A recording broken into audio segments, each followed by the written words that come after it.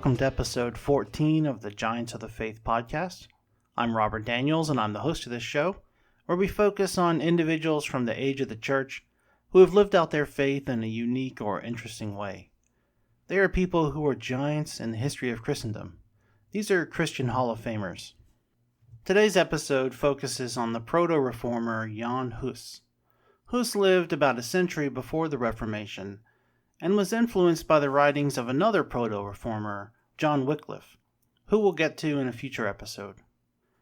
Obviously, the Reformers are going to play a large part in this podcast at some point, but I've been putting them off as I think about how to give them appropriate focus. So with Hus, we'll sort of dip our toes in the shallow end of the Reformation waters, knowing that Luther, Melanchthon, Zwingli, and others are waiting for us in the deeper waters. Jan Hus was born sometime around 1372 in Husinec, Bohemia. The exact date isn't known. Husinec is a small town in what was the Kingdom of Bohemia and is now the Czech Republic. Little of his early life is known. His parents were peasants. His father's Christian name was Michael, but we don't know his surname. Jan took his surname from the town, and we don't know the mother's name at all, but we do know that he had at least one sibling because he had a nephew that he wrote about near the end of his life. At around age 10, Hus was sent to the local monastery to be educated. He was a bright enough lad to be sent on to learn in Prague, one of the major cities of Bohemia. Eventually, he enrolled in the University of Prague, where he was a diligent, if not especially gifted, student. In 1393, he completed his bachelor's degree, and he had his master's by 1396. Since he was a poor boy, without a rich family or patrons to support him, he had to work to get through school. One of his jobs was as a choir boy. He wrote of his time at school, "When I was a hungry young student, I used to make a spoon out of bread in order to eat peas with it. Then I ate the spoon as well." While at university, Hus was exposed to the writings of John Wycliffe, the Oxford professor who spoke out against papal authority and who had done the shocking thing of translating the Bible into English, as well as pushing for other reforms in and out of the church. The University at Prague was divided on Wycliffe. The German schoolmasters were generally opposed to his ideas of teaching in the common tongue and his opposition to the church hierarchy, while the Czech masters were generally in favor of his ideas. In 1391, a couple of prominent Prague residents founded the Bethlehem Chapel for the purpose of teaching and preaching in the Czech language. The chapel was never called a church, but it could hold up to 3,000 attendees. Hus was appointed to be the preacher there in 1402. Hus would remain at the chapel for a decade.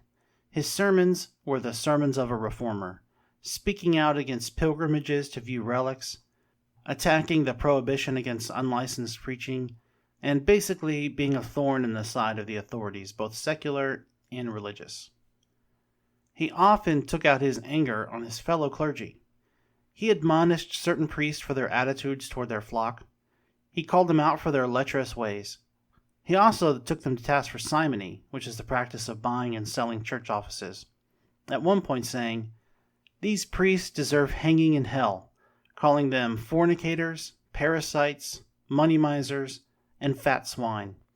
They are drunks whose bellies growl with great drinking, and are gluttons whose stomachs are overfilled until their double chins hang down.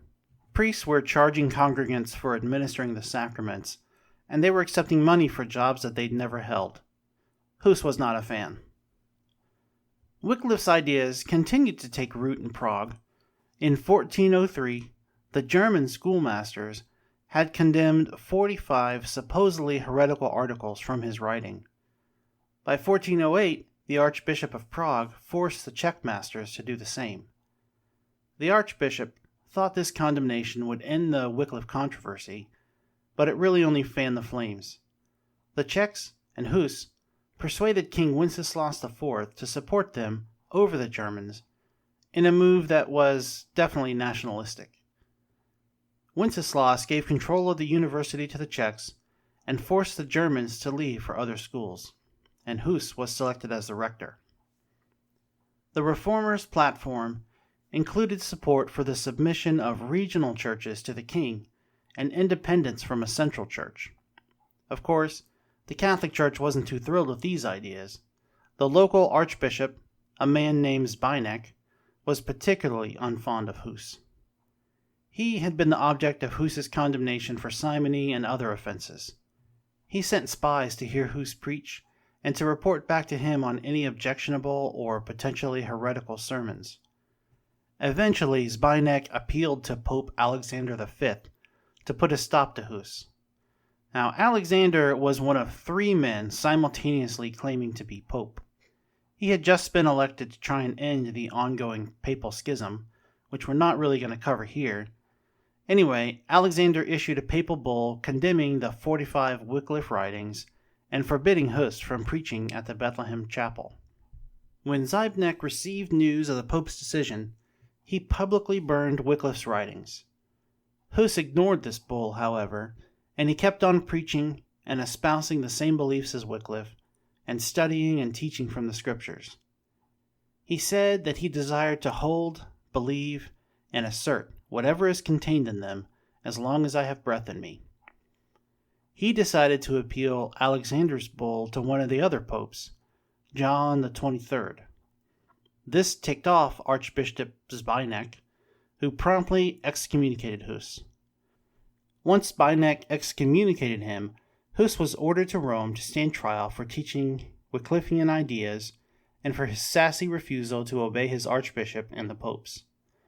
Hus refused to go to Rome for trial, so the court re-excommunicated him in 1411. Hus continued to stand his ground and even expanded his disobedience when he spoke out against papal indulgences offered by Pope John XXIII. Indulgences, you probably already know, are sort of get-out-of-jail-free cards that were offered by the Roman Catholic Church. They were developed as a way to raise money for building projects, wars, and other endeavors. Basically, the recipient of the indulgence would pay some amount of money and agree to do some sort of penance or act of charity in order to receive forgiveness for sins committed in the past, in the present, or future, either by them or by a relative that was already languishing in purgatory. Hus wasn't a fan of this either. "Shall I keep silent?" he asked. "God forbid. Woe is me if I keep silent. It is better for me to die than not oppose such wickedness, which would make me a participant in their guilt and hell."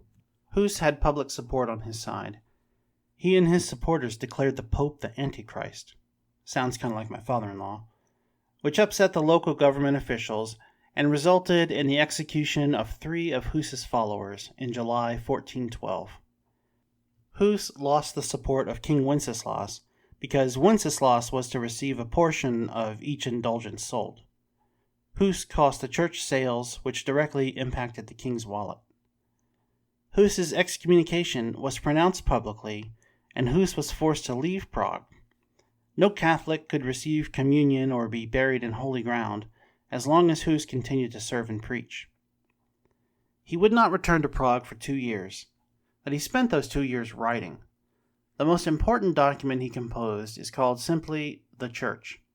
In it, he asserted that Christ is the head of the Church and that to disobey a pope when he is acting out of selfishness or ignorance is to obey Christ. In 1414, the Church convened the Council of Constance to try and solve their multiple pope disorder and to look into possible ecclesiastical reforms and to try to root out heresies. The Holy Roman Emperor, Sigismund, urged Hus to attend the council to defend himself. Hus did want to put an end to the controversy, and when he was offered safe conduct by Sigismund, he agreed to attend. When he arrived at the council in November, he was immediately arrested and put in jail. Wenceslaus and others prevailed on the council to give Hus a hearing, which they agreed to. The hearing was a farce, however. Hus was presented with a list of 35 teachings that he supposedly held, and he was instructed to recant them. Not all of the teachings were even espoused by Hus, but he refused to recant anyway. He gave a fiery condemnation of the council's authority, saying, I appeal to Jesus Christ, the only judge who is almighty and completely just. In his hands I plead my cause, not on the basis of false witnesses and erring counsels, but on truth and justice. With that, he was placed back in his cell to await his fate.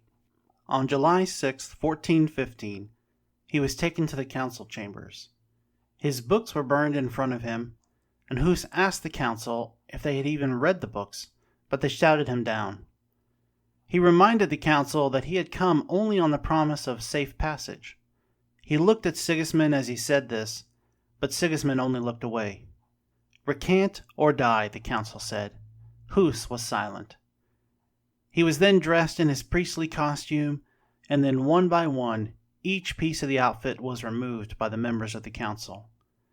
As each article was removed, the council said, "O cursed Judas, we take from you the cup of redemption.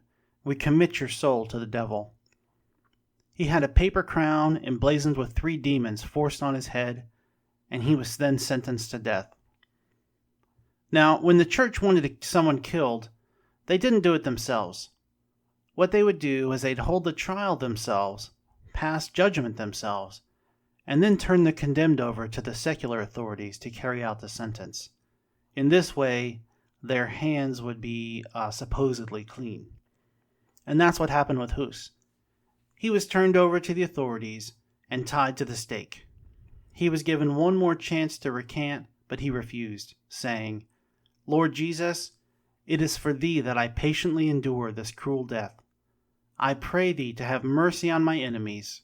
God is my witness that the principal intention of my preaching and of all my other acts or writings was solely that I might turn men from sin.